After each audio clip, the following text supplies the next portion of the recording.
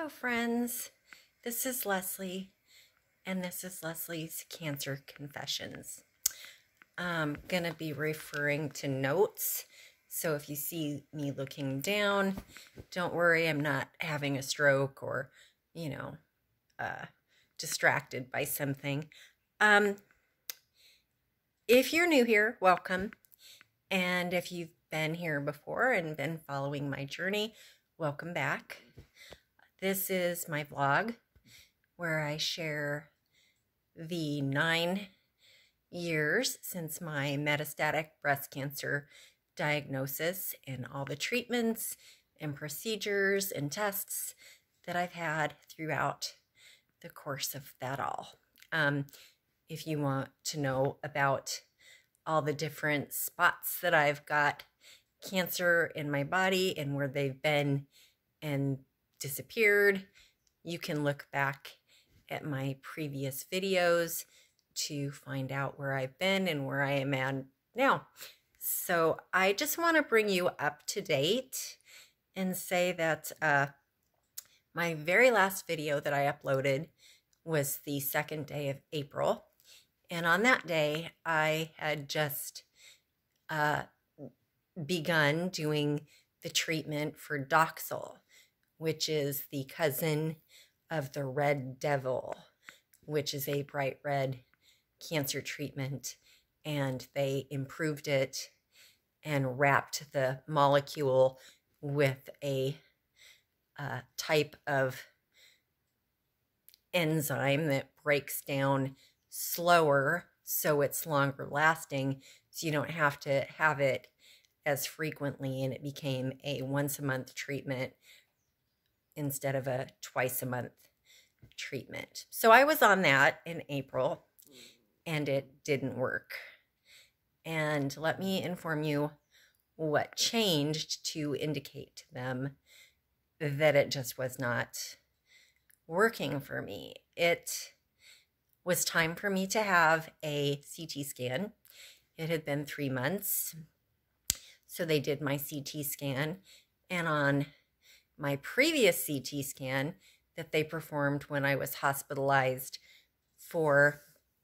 I was on Afinitor, and a problem with that drug is sometimes a small percentage of people develop inflammation of the lungs.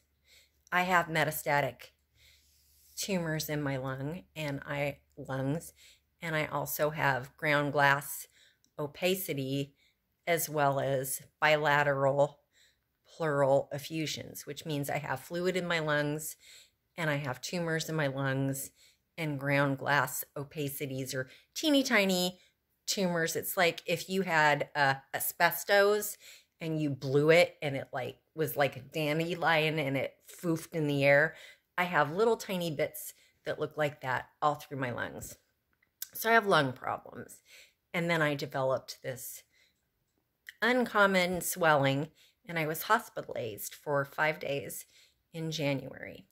While there, they did a CT scan. And on that CT scan, they noted the swelling and the tumors, but there was nothing else on the CT scan that alarmed them. Well, that was in January.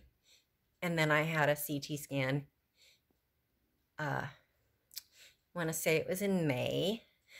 And on that CT scan, they said, whoa, you have metastatic lesions in your liver. And I was like, whoa, wait, is it 1 or is it 100? And they were like, it's more than 20. There are 2 that we're really concerned about, and they are 1 centimeter and 1.6 centimeters. But then there's these other smaller, too small to measure tumors. So that's concerning.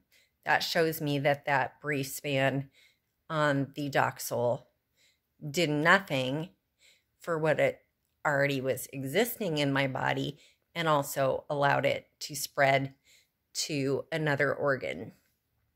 Disappointing. Very disappointing.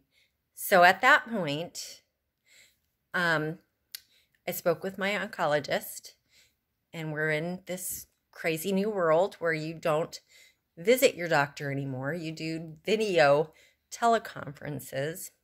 She had researched what she wanted me to do and what she really strongly believed would be the best thing for me to do, which it was a trial, phase 3, which means it's not a blind trial. It's not like you don't know you're getting the real drug or not.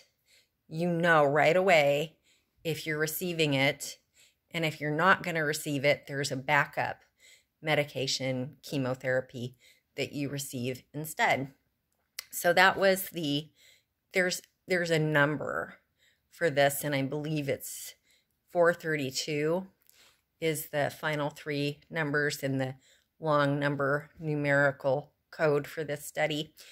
But the name of the medication is Trodelvy Sactuzumab -INZY. So that's the name of the study, and I was fully ready to do that. That was 2 months ago. We are in June, so that was shortly after I uploaded in April, end of April, beginning of May. So the Doxil didn't work. I was going to do this Trodelvy, and I was ready to sign. I signed the consent, was ready to fax it, because we're in this world where we don't do things in person anymore. At that point, I received a call saying that the phase 3 clinical study had been shut down to new people joining it because they didn't know how COVID would affect people being part of the study. Disappointing. But my doctor had some backup ideas, and the backup idea was a drug called eribulin. And I was like, okay, that's great. I'll do that. So I go for my first eribulin. Let me explain how it works. It's an IV chemo, so was Doxil. So you go to the chemo center. They give you the chemo through your port, which this is my port. It's an under the skin through the major artery of your heart tube that delivers it directly into your bloodstream, so you receive the chemo faster. So I had been going for the Doxil to the chemo cancer treatment center, and then I went to have the eribulin as well in the chemo center. And the chemo is a 21-day cycle. So I know a month is 30 days-ish, but think of a month as 21 days. So on day 1, you have the chemo, and then you have 7 days. Day 8, you go back, you have more chemo, and then you have 7 days. But that last week, instead of going in on the 15th and having the chemo, you get that week off. So that's your week to rest. So I had 2 cycles of eribulin, which means I had been on it for 42 days. And when I received my chemo, the night of the chemo, I woke up in the middle of the night on my second treatment round of chemo. I woke up in the middle of the night in excruciating pain. I've never felt such pain before, not even thinking of childbirth hurting. This was different. This was like, I'm dying. I can't tell you where it hurts because I don't know if it's my lungs or my liver. It's just in this region. It just hurt so bad. I couldn't breathe. All I could do was cry. I woke up my husband. I took pain medication It didn't help.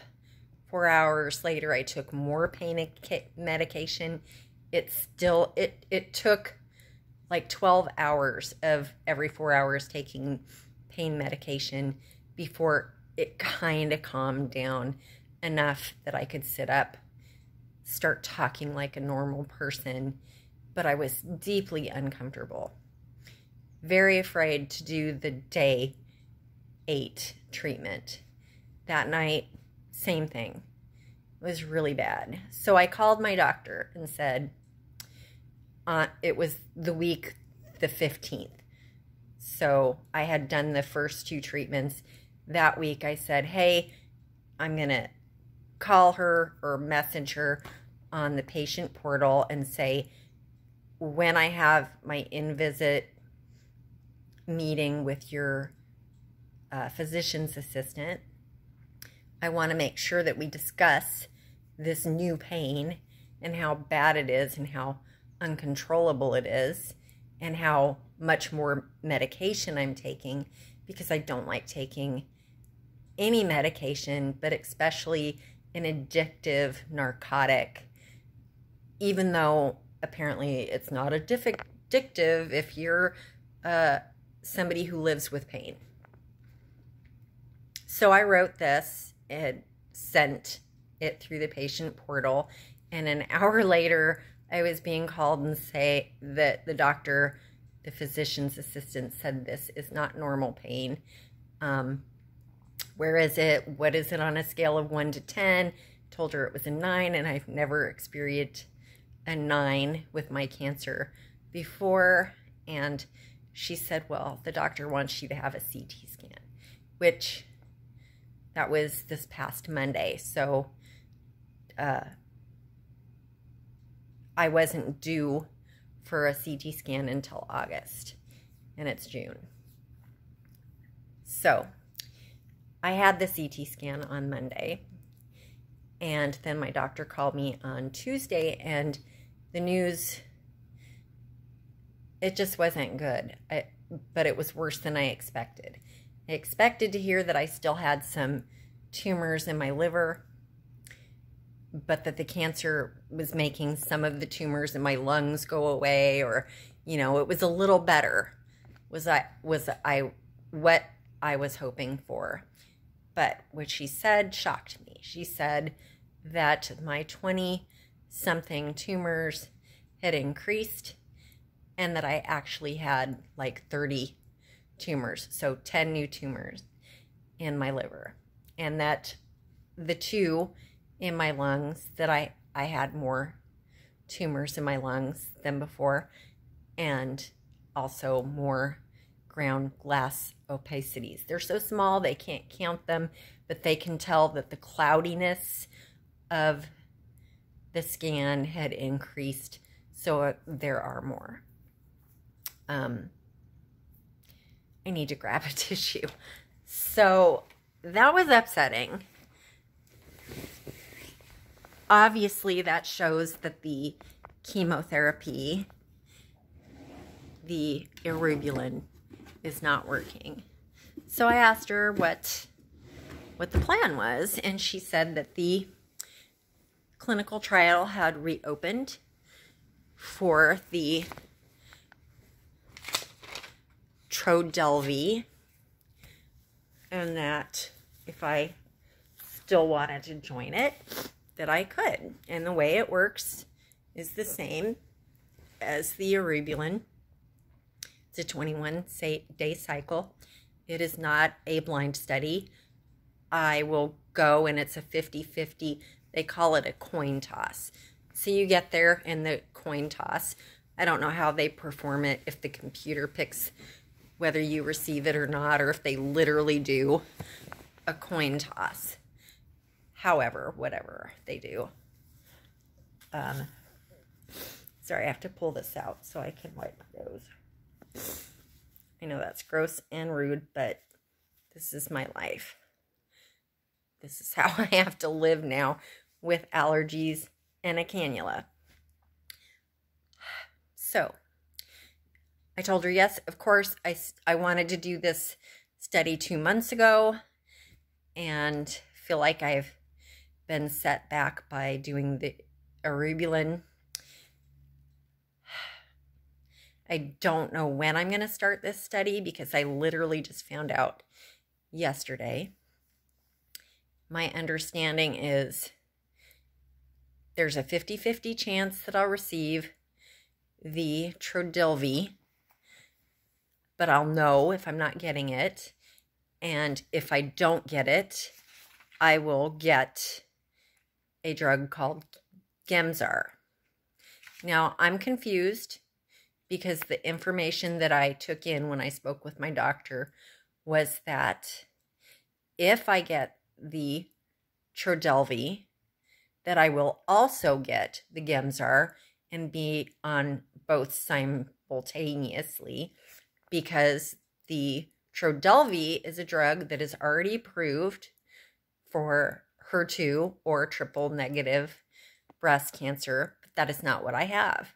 I have estrogen receptor positive breast cancer. And what they're testing is to see if it also will treat what I have. And that's where the study is, to find out if it treats my type of cancer. So I don't know if that's the twist, if that's actually true, that I'll receive the Trodelvy and the Gemzar, or if I only will receive the Trodelvy or the Gemzar. I'm still waiting to hear today from the clinical study organization team at Vanderbilt to let me know what the scoop is, what the coverage is. I'm assuming it's covered, and that my insurance will cover it, and that there's no out-of-pocket for participating in a study. Having cancer is expensive. Every year I have a huge amount that I have to pay out of pocket at the beginning of the year, and then after that, tests are free. No, they're not free. I paid a huge amount of thousands of dollars to pay my out of pocket before they're free. So it's not free. It's not free. I paid for it. But anyway, let me refer to my notes. Talked about the eribulin, the 21-day cycle. Okay, side effects. I know all of you are going, what are the side effects? Well, with the eribulin, they were all standard. You could either get diarrhea or be constipated. You could either get fatigue or feel fine. You could either lose your hair or not. You might be nauseous or not. I mean, obviously, I lost my hair. I'm losing my eyelashes. Fortunately, a few years ago, I had the microblading on my eyebrows, so it didn't matter to me if I lost them because they're there permanently. With the Trodelvy, the major side effects are fatigue, diarrhea, hair loss, low white blood cell count, low red blood cell count, and, the general list of generic, you're on chemo, you could probably get this, vomiting. So I will do what I always do and take anti-nausea meds, whether I need them or not, because I am not going to puke. Also, I'm not going to have diarrhea, so I'm going to take medicine to prevent that. And I eat a lot of vegetables and fruit because I garden. Let's see.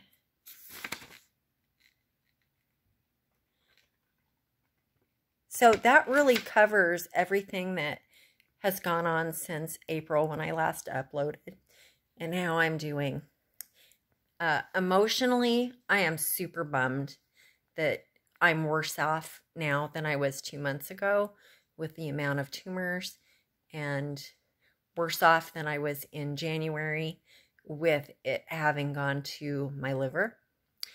My doctor believes the pain I'm feeling is a combination of the chemo affecting the tumors and the tumors having spread and grown. Oh, I did not cover that. In my initial scan 3 months ago, the tumors were 1 and 1.6. The two bigger ones that they're able to measure, because there's just too many, but the ones that they're like focusing on have gone to being 2 centimeters, and I think it was 2.5 centimeters. I have the notes that I wrote when my doctor called, so I will look at those and tell you. 1 centimeter has become 2, and the 1.6 is 2.9. I don't know, that little tiny hair amount of being from 2.9 to 3, I don't know how they measure it, but whatever. So yeah, I will let you know when I know more, when the coordination team calls me to let me know what's going to go on. And then when I go in for my first treatment and I know whether I'm receiving it or if I'm doing the backup or if I'm getting both, because really, I don't know, because when your doctor's telling you that you have more mets and that it's not good and that you need to change drugs again, and it's like the 4th drug you've been on in like 6 months and none of them are working, it's scary. It's like having a truck bear down on you. So that's where I'm at. That's what's going on. That's what's happening. If you wouldn't mind, give me a thumbs up on this video. Like it. Share it with somebody who you think would benefit from the information. Yeah, I don't know if you've noticed, but there's no ads on my videos. I don't monetize these. This is not content that I get paid to do. I'm sharing this with you on the rare chance that somebody can benefit from knowing this information, because there's really not a lot of cancer vloggers out there. There's a lot of scientists, but not a lot of people who are actually living with the disease that share it. So anyway, this video is going on 25 minutes. If you like it, like it. If you want to, share it. If you have any questions, comments, do them below. And if you're not kind or you're sketchy and you want to date a cancer chick, just don't. Just don't even type it out. You're wasting air. I'll block you. I'll report you. Just please don't. Ugh, you're yucky. And I think everybody out there agrees with that. Have a great day, and I'll talk to you when I know more. Bye, people.